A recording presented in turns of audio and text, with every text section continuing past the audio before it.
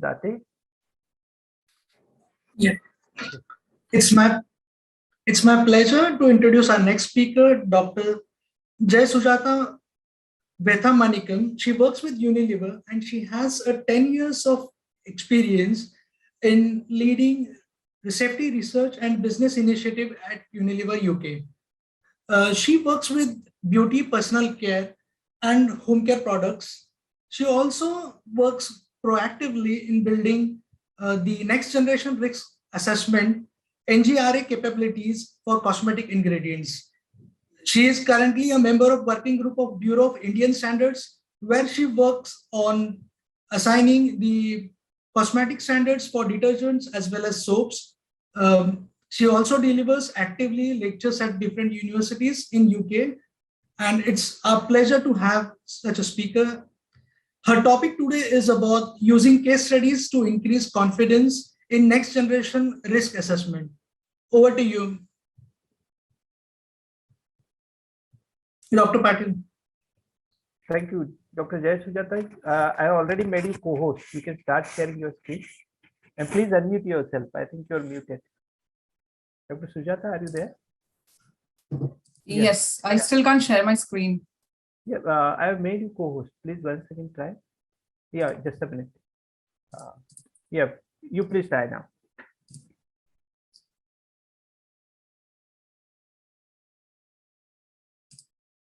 Okay, is my screen visible? Yeah, it's coming. Yeah, it's visible now.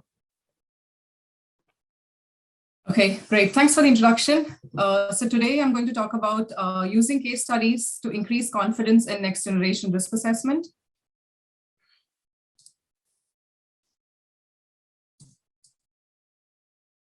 So over the past 10 plus years, there has been several number of publications and a number of organizations which have been primarily US based have set the vision and priority development areas focusing on in silico and in vitro approaches, and more with focusing on human relevance rather than replacing an animal test. So NGRA as a concept has been introduced by the US EPA, which is the Environmental Protection Agency. So what is this next generation risk assessment, or NGRA? It is about using new tools and approaches to build a risk assessment to enable decisions to be made. An exposure-led risk assessment solution to biological pathway indicated hazard concerns. So next generation risk assessment is exposure-led. So we are looking at what the actual exposure is to a cosmetic ingredient to consumers. It is mechanistic and hypothesis-driven. So just to set some context of chemical safety in India, this slide is about some regulatory context in India and the adoption of non-animal approaches. As we all know, animal testing bans have been in place for cosmetics in many countries across the world. And in addition to this regulatory action, consumers have also been increasingly demanding cosmetics that don't contain ingredients that have been tested on animals. Unilever is a part of the working group of Bureau of Indian Standards, so the BIS, and wherein we are updating the methods of test for safety evaluation of cosmetics, along with some of the other standards as well, for example, the standards for soap and surface active agents. And these are all being updated to include non-animal approaches. Currently, work is ongoing on updating the Annex B, which is on alternatives to safety testing.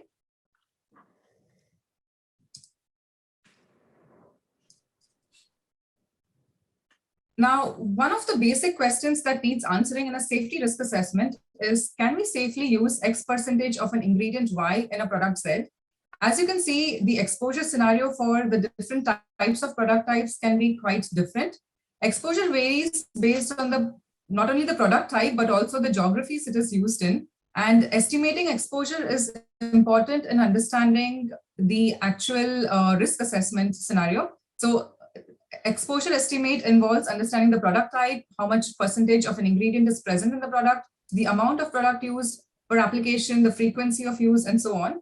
And consumer habits and practices also play a major role. The European Scientific Committee on Consumer Safety, or the SCCS, have notes of guidance which covers all the different endpoints that are relevant to cosmetics. They provide a good framework for risk assessors to explain how the existing toxicological data can be used. However, the new approach methodologies for systemic toxicity is still a major gap. The notes of guidance also include exposure scenarios for the different product types and values that can be used in risk assessments.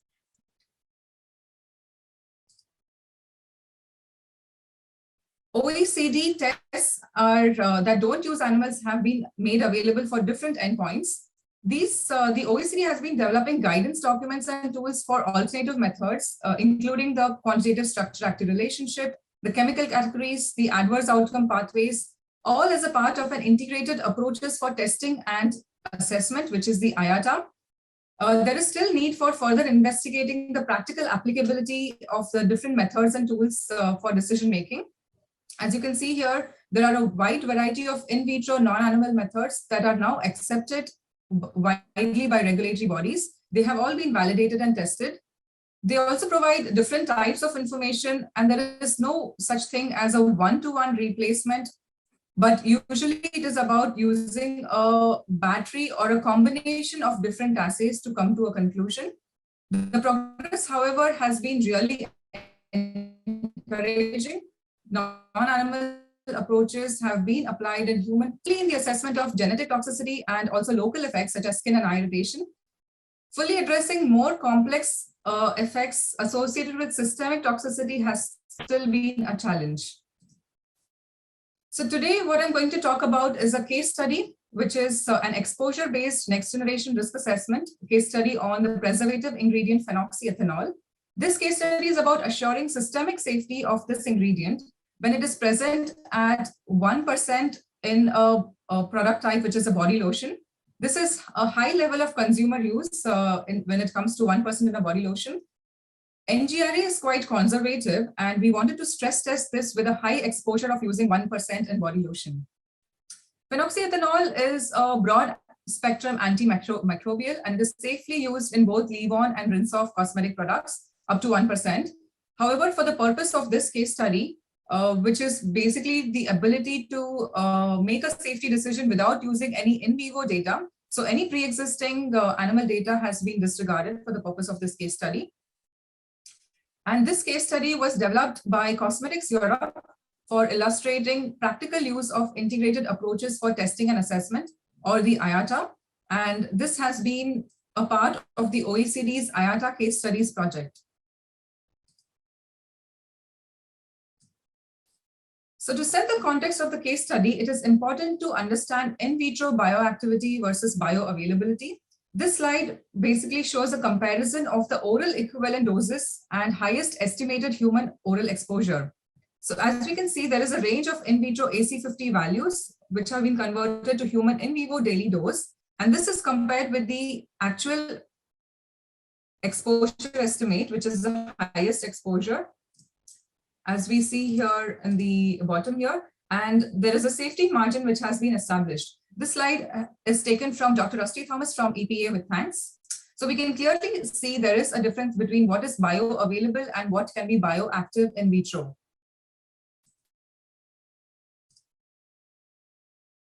So we talk about protection and not prediction.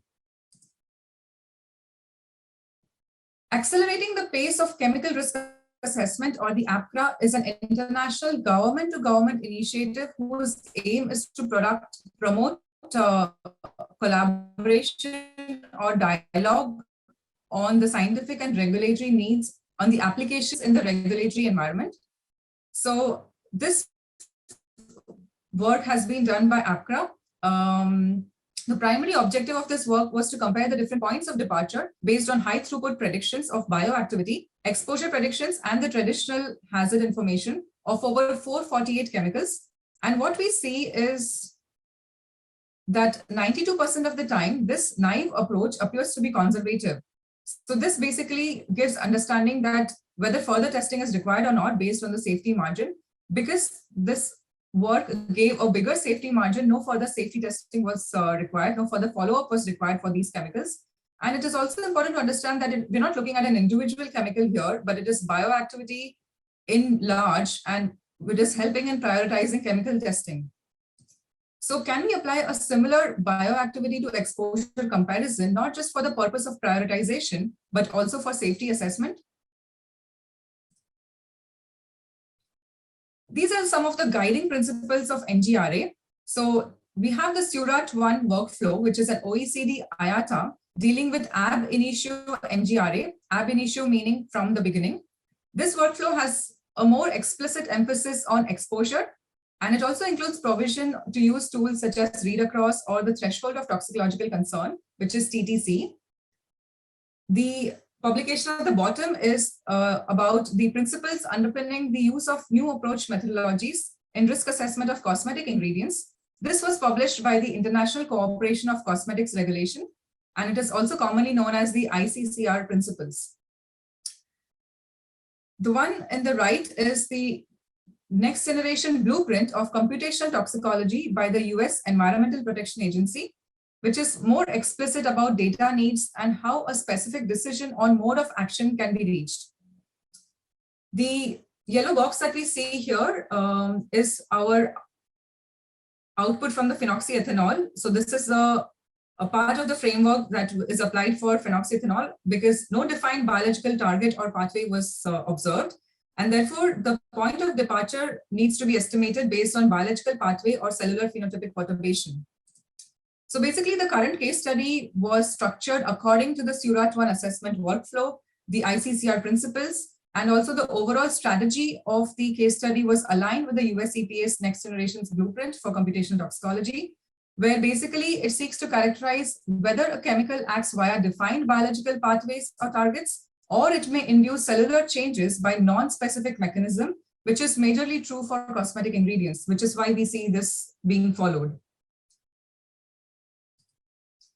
So just to give a brief overview of what the 9 principles of NGRA is developed by ICCR. So the 4 main overriding principles is that the goal should be human safety risk assessment. It should be exposure-led, hypothesis-driven, and designed to prevent harm. There are 3 principles describing how an NGRA should be conducted. So it should follow an appropriate appraisal of existing information. So basically making use of all the available information on that particular ingredient or chemical, using a tiered and iterative approach, using robust and relevant methods and strategies. There are a couple of principles for documenting NGRA. Sources of uncertainty should be characterized and documented, and the logic of the approach should be transparent and appropriately documented. So as a part of the SURAT-1 framework, which was to gather and review any existing data already available on phenoxyethanol, we started characterizing the chemical structure and looking at any in chemical or in vitro data. So for the purpose of this case study, the literature review was restricted to just 2 databases. We used the PubChem database and the ToxCast assays, which was developed by the US EPA. Now, looking at the existing data for the purpose of the study, we disregarded any in vivo data that was available on phenoxyethanol. As we can see, data was obtained across 1,600 assays in PubChem database and about 700 ToxCast assays. The hit rate or the proportion of positive results obtained from this literature review was extremely low. Most of the PubChem hits were considered to be not biologically relevant, and most of the hits from the ToxCast assays were disregarded because the dose response or the variability in the data were not suggestive of a true effect of the treatment. So we went ahead with new data generation and predictions, again starting with exposure. It was looked at for metabolite ID. The physiologically based pharmacokinetic modeling was done for the parent, but also the major metabolite, and some supplementary metabolism work was also conducted. For the bioactivity, high throughput transcriptomics was done, followed by in vitro pharmacological profiling and cell stress. So beginning with exposure assessment, quite some conservative assumptions were made in calculating the applied dose of phenoxyethanol. So the product use applied dose exposure assessment was very conservative. Worst case assumptions were made regarding the product use. For example, the physiological data was taken from females, which is a conservative approach, as a lower body weight refers to greater use levels. So in silico predictions and in vitro data were used to characterize the metabolism of the parent compound. In silico predictions were also used to identify the major routes of metabolism. As you can see in this image here, The labels M1 to M9 denote different metabolites, and further metabolism and metabolite identification experiments were also conducted with primary human hepatocyte assays, which were carried out to refine the exposure assessment. So from these in silico predictions, in vitro confirmation was done on the using metabolite identification. So it was confirmed that phenoxyacetic acid, which is denoted by PAA here, is what was the major metabolite for this parent molecule. It is also denoted by the M1 metabolite here in this picture. Further to this, a PBK model was developed to calculate the internal exposure or the internal concentration of both the parent and the metabolite, so for both phenoxyethanol and for phenoxyacetic acid. The graph on the top right shows concentration of phenoxyethanol in plasma and liver over time, whereas the graph on the bottom shows concentration of the metabolite, which is the phenoxyacetic acid, in plasma, liver, as well as kidney over time. As you can see here, the concentration in the kidney, which is denoted by the red line here, is much higher as compared to that in plasma and liver, which is at the bottom. This model was also verified using human data. So this population PBK modeling was done by Skytovation. The results obtained are shown in this table here. So this slide covers the average, the standard deviation, the median, the 5th and the 95th percentile values of the Cmax, which is the maximum concentration of the chemical in plasma, but also the AUC values, which is the area under the curve over 24 hours of phenoxyethanol as well as the metabolite in plasma and in kidney. And what was observed was by doing a PBK submodel for the internal exposure of phenoxyacetic acid, it predicted 95th percentile kidney Cmax value to be 69 micromolar and the AUC value to be 1569 micromolar per hour per liter. This indicated the importance of including an NGRA for the metabolite as well, so the phenoxyacetic acid at levels predicted in the kidney tissue. So it shows the importance of looking at the kidney tissue for the metabolite phenoxyacetic acid. Now, in order to identify the possible mode of action, several in silico tools were used as described here. So there was DirectNexus, the OECD QSAR toolbox, the SERAP and COMPARA, which are ToxCast models, the Cosmos profilers, and the MIE Atlas. These tools were used to identify the potential mode of action of phenoxyethanol. And only alerts that were relevant to systemic toxicity were considered. Each of these tools have been developed to give insights on possible mechanisms by which a chemical might exhibit toxicity.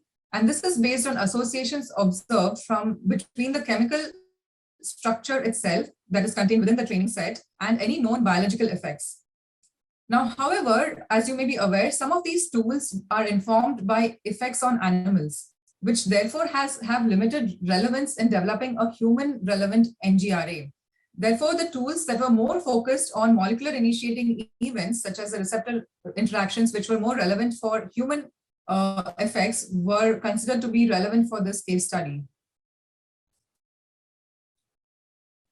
This is a summary of the different bioactivity assays that have been performed. So we have BioSpider, which was done by Ciprotex, Biomap Diversity H panel by ToxCast, the Safety Screen 44 panel by Eurofins, the Cell Stress panel again by Ciprotex. We will go into a bit more detail into these assays and the results. The Biomap Diversity H panel by ToxCast is the biologically multiplexed activity profiling, which is a primary human cell-based disease model. This leverages any cellular regulatory networks to detect and distinguish chemicals with a broad range of target mechanisms and also includes biological processes relevant to human toxicity. As you can see here, this covers a broad range of target mechanisms under this assay.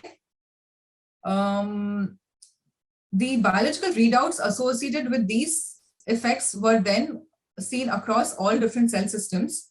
And one particular hit was identified, a single hit on one protein target, and there were no other hits seen in any other cell types or inflammatory markers, especially with no significant change seen in IL-6 and IL-8, suggested that this activity may not be biologically meaningful and therefore a low priority for follow-up. Also, there was no dose response seen in this assay. In vitro pharmacological profiling. This assay has been increasingly used at an early stage in drug discovery. This is to identify any undesirable off-target effects of drugs. So that is where it is used in the pharmaceutical industry. The Safety Screen 44 panel includes 44 targets which are associated with in vivo adverse drug reactions. So this panel consists of several receptors, which can be nuclear receptors, enzymes, ion channels, and transporters as well. Now, the results showing an inhibition or stimulation which is higher than 50% is considered to represent significant effect of the test compound. So anything that is above 50% stimulation or inhibition is considered to be significant for that particular test compound. These experiments were carried out at Eurofins, and we tested phenoxyethanol as well. So this is the result. This assay showed no significant effect for phenoxyethanol, as we see here. The red line indicates the 50% stimulation here. So all of these effects have been below that, both inhibition and stimulation, and therefore no receptor or target-led pharmacological effect was seen at up to 10 micromolar concentration. The next in vitro bioactivity assay was the cell stress panel. So the underlying concept here is that saturation of cellular stress pathways can lead to adverse health effects and can result in several target organ toxicities. A panel was therefore developed to identify whether substances can cause cellular stress, and if they can cause cellular stress, at what concentration are they causing it.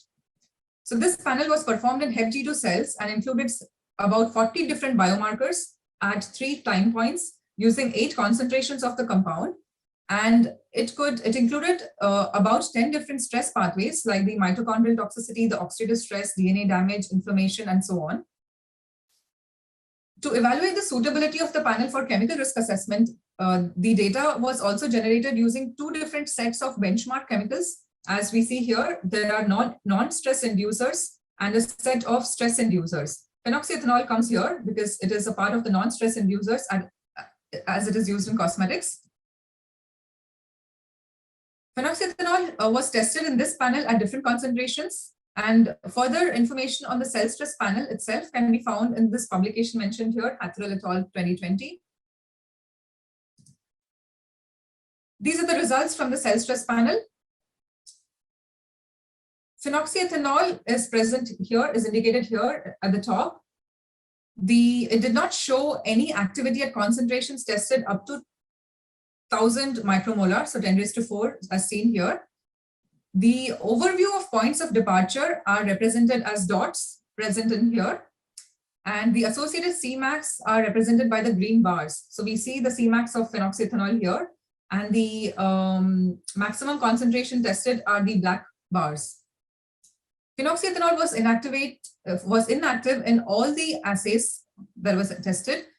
This is in contrast to the different test items which are known to cause adverse health effects and cellular stress, as we can see at the bottom here.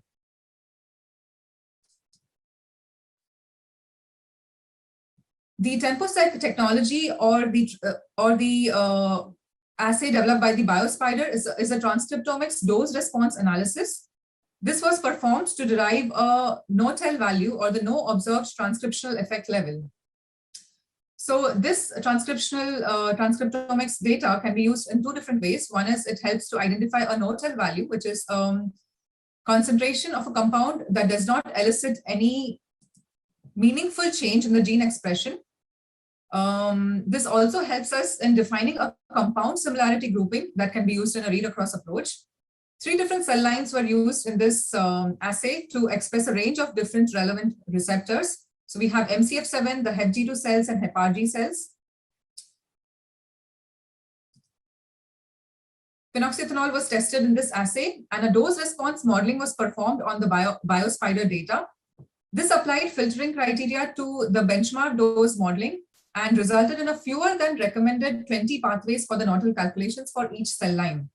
So as a result, all pathway benchmark doses were included in the pathway Nortel calculations, which is the no observed transcriptional effect level. Now, as we saw previously, as there was neither the safety stream 44 nor the cellular stress panel provided sufficient evidence for phenoxyethanol being active in order to identify a POD, the point of departure from this transcriptomics assay was therefore used to inform the risk assessment of phenoxyethanol. Phenoxyethanol showed a very low level of transcriptional activity in MCF7 cells, the Hepag cells and HepG2 cells at 24 hours. And a BMDL10 value was calculated, which was 171 micromolar as seen in the HepG2 cells. This was the lowest value seen and was taken as the most sensitive point of departure for the risk assessment. This point of departure is highly conservative because in this cell line, only one affected pathway, which is a signal transduction, was identified. So it is a very conservative risk assessment approach. This slide shows the bioactivity exposure comparison for phenoxyethanol. So this comparison is of a 24-hour pathway NOTIS for phenoxyethanol in 3 different cell lines with the exposure predicted by population PBK modeling. As we see here, there are 3 different cell lines here. These are the BMD values. So the dots represent the BMD10 values, the error bars indicating 5th and 95th percentile. The lowest pathway BMDL10 was 28 and 280 times, higher than the 95th percentile Cmax and the C average values seen respectively.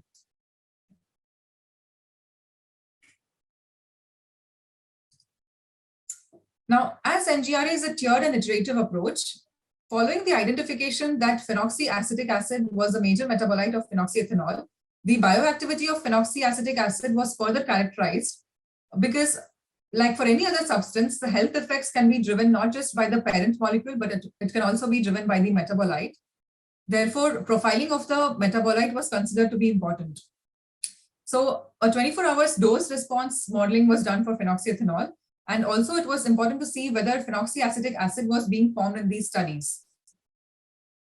So the metabolite phenoxyacetic acid was therefore profiled using the same in silico tools as phenoxyethanol was done in the tier 1 approach.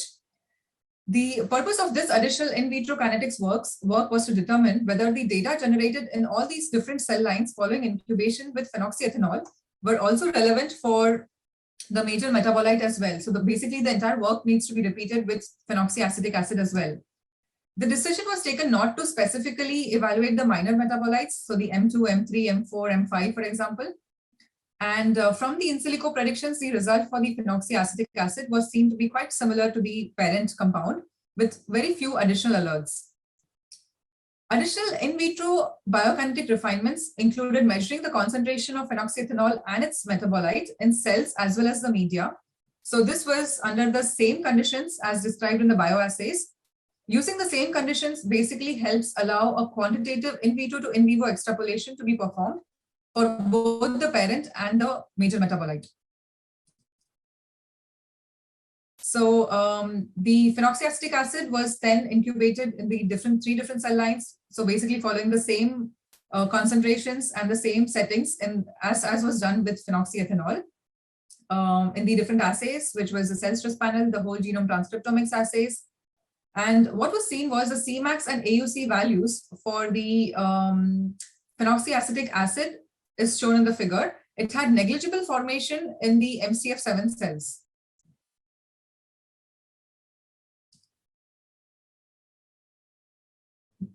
The margin of internal exposure is then calculated, also the bioactivity exposure ratios. So this is an interesting chart.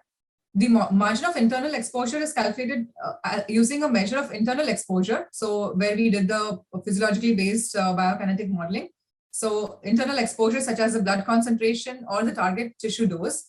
Now this is different from the margin of safety that is derived from traditional toxicological assessments, where we would rather compare externally applied dose or ingested dose. So here we have the different chemicals. So the phenoxyethanol and the major metabolite, which is the phenoxyacetic acid. The different scenarios here, worst case, medium, and best case. Looking at the human exposure, so this is the internal dose that was seen across Cmax and area under the curve over 24 hours. So this is the internal dose that was obtained using PBK modeling. The point of departure obtained from the different bioactivity assays. So the most sensitive point of departure have been mentioned here. And then the margin of internal exposure or the bioactivity exposure ratios have been obtained. both across Cmax and AUC values. As we can see here, the margin of internal exposure values are quite low. The lowest being 2 and 3, which is quite low as compared to what we would traditionally get in our traditional risk assessments. In traditional risk assessments, the in vivo point of departure is compared to the applied consumer dose to describe the level of risk. However, in NGRA, a calculated margin of internal dose is possible using quantitative in vitro to in vivo extrapolation. Now, in addition to comparing the predicted blood Cmax values and incorporating the population variability and the in vitro point of departure, we are also looking at the AUC values here. So comparing a comparison using these two matrices basically ensures that the risk assessment covers both acute, which is seen by the Cmax values. So both covers both the acute effects as well as the chronic effects, which is covered by the AUC driven values. Key uncertainties. So in traditional toxicological assessments, we use what is called as the uncertainty factors to determine whether a margin of exposure is sufficient enough to assure safety. Now, in NGRA, instead of applying a default assessment factor, what we did in this case study was determining the different uncertainties and describing them, which then helps us determine the level of confidence in the margin of internal exposure obtained. So one of the main areas of uncertainty is around the biological coverage of the in vitro tests. Now, we use a range of different biomarkers that are assessed. When do we know that we have enough data? Now, although there is increasing evidence that the in vitro points of departure are likely conservative, it is unknown whether the cell lines used are fully reflected in the diversity of all the cells that may be exposed in vivo. Also, the level of certainty in the assessment of the major metabolite, phenoxyacetic acid, was lower than the certainty associated with the assessment of phenoxyethanol itself, because there are still more additional tests that can be done with the major metabolite. For example, the transcriptomics data and the cell stress panel, etc. And also we saw that phenoxyacetic acid was majorly concentrated in the kidney tissues. So this is a clear limitation because kidney tissue was predicted to be exposed to the highest levels to highest levels of phenoxyacetic acid. And whereas we haven't really used kidney cells in this case study, we have used HepG2 cells, the HepRG cells, and MCF7 cells. So we do see that as a clear limitation because kidney tissue the pathways expressed in the kidney tissues may not represent what is used in the cell lines evaluated. So basically, limited number of cell lines is another limitation here. So that is adding to the uncertainty. The duration of studies have been majorly used as 24 hours. So is that adequate enough to understand to ensure safety, or should we be looking at higher number of hours or higher periods of time? Also, an underlying assumption is that the whole biological coverage provided by all the different bioactivity assays, like the high throughput transcriptomics, the specific cellular stress, the safety screen 44, we assume that the whole biological coverage obtained is quite protective, and it provides the same breadth as we would get by rodent toxicity studies, for example. So including repeated dose toxicity studies, developmental and reproductive studies. And this assumption is supported by the work ongoing with the accelerating pace of chemical risk assessment initiative that I mentioned previously. So where they were comparing the margin of internal exposure driven by NGRA with the margin of safety that was derived by the traditional risk assessments. So that is something to look into as well. We also want to ensure how protective is this assessment. So there is a good comparison that we are looking here between the margin of safety that has been obtained from traditional risk assessments versus the margin of internal exposure or the biological exposure ratio that we obtain from NGRA based on Cmax and Nortel values or AUC and Nortel values. So as we see here, we have used the rabbit dermal 90-day study, which has given us for this exposure scenario, basically, so 1% in body lotion, which gives us this exposure systemically, so 1.23 mg per kg per day. And this gives us a point of departure of 357 mg per kg per day. And this is basically the margin of safety from the traditional risk assessment. Similarly, when we calculate the margin of internal exposure or BER from our NGRA-based assessments, we have value of 214 or 228, 28 being quite low. So we do see that the traditional risk assessment gives a higher margin of safety, whereas the margin of internal exposure obtained from the NGRA is quite low. And that has been consistent across the different case studies we've seen as well. And this is also noted that the NGRA is quite conservative. So across the different processes, everywhere there has been a conservative approach used. So this is a brief gist of the entire case study. So right from the data used in the case study, the workflow that has been followed for systemic effects, the order in which the case study is done. So basically, the workflow has 3 tiers, tier 0, tier 1, and tier 2. Tier 0 mainly being about identifying use scenario, the chemical of concern. So we have used the SCCS notes of guidance. The 90th percentile exposure for body lotion was used for the ingredient present at 1%. The existing data was harvested from PubChem and ToxCast. So the literature review was restricted to these databases, and no animal data was considered for this evaluation. TTC and read across are possible techniques we can use as a part of the workflow, but this was not a focus of the case study. The physiologically based biokinetic model was developed using literature inputs. No in vitro data was generated in tier 1. So in tier 1, we used only in silico data. Possible metabolic products were predicted by in silico using Meteor. And several in silico tools were used to supplement this existing in vitro data, and also trying to identify any mode of action of concern. So these different in silico tools were used. Targeted testing was done using high throughput transcriptomics in HepG2, HepRG, and MCF7 cells. Cell stress panel in HepG2 cells was done, and also in vitro pharmacological profiling. This was the data obtained. We saw the most sensitive point of departure was the 171.25, which was seen in HepG2 cells.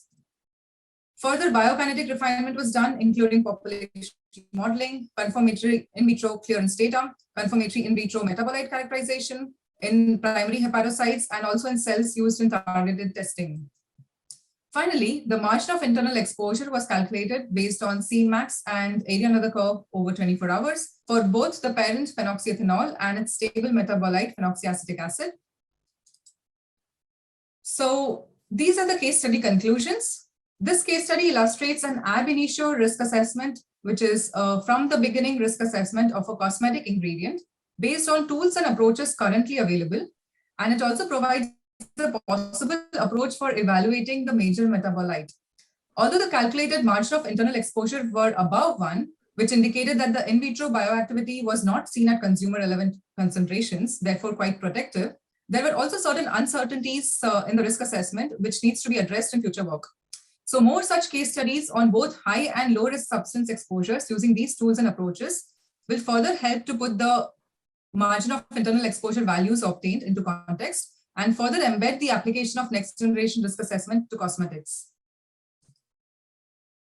Here is some content for some extra reading in case you're interested. There is a case study on coumarin in cosmetic products. And on the right, this is our website, tt21c.org, where you can find more resources on new approach methodologies and NGRA case studies. A big thank you to all the case study team and contributors. There have been a lot of people from the industry involved. For more information, LRS's website is here. Thank you. Thank you very much, Doctor. It was a very nice detailed talk about the case study, what you have carried out.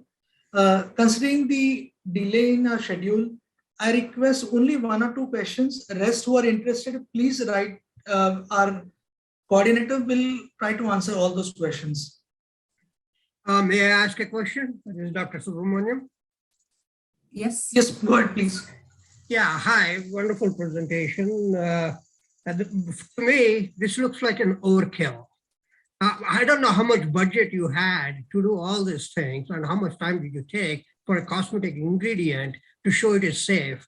It's been there for a long time for phenoxyethanol. You're doing transcriptomics, all kinds of things that even the cells you used, HEPA-RG, HEPA, they are not even relevant to human situations. We don't in pharmaceutical industry, we abandoned all those cell lines. We only use primary hepatocytes and other cell lines, that cells we use only primary cells. We never use in pharma industry.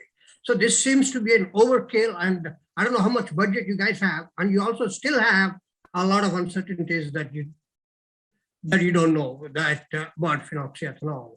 So what's your answer? Because this is something we don't even ever take up in the pharma industry to do this kind of assessments. So firstly, I think it is a more collaborative approach across industry and regulators. So, and this case, like you rightly mentioned, phenoxyethanol has been out in the market, used for several years, and it has a safety profile well known as well. But the purpose of using this ingredient was to use it as a case study example. And there was a hypothesis that we wanted to prove, which is why we used which is why that chemical was used as more and more case studies is what will help increase the confidence in using these new approach methodologies. Yeah, you can use my name and tell them this is an overkill for a cosmetic. Okay, thank you. So if there are no more questions, I request Dr. Patel to go ahead with the next schedule. Yes, thank you, sir.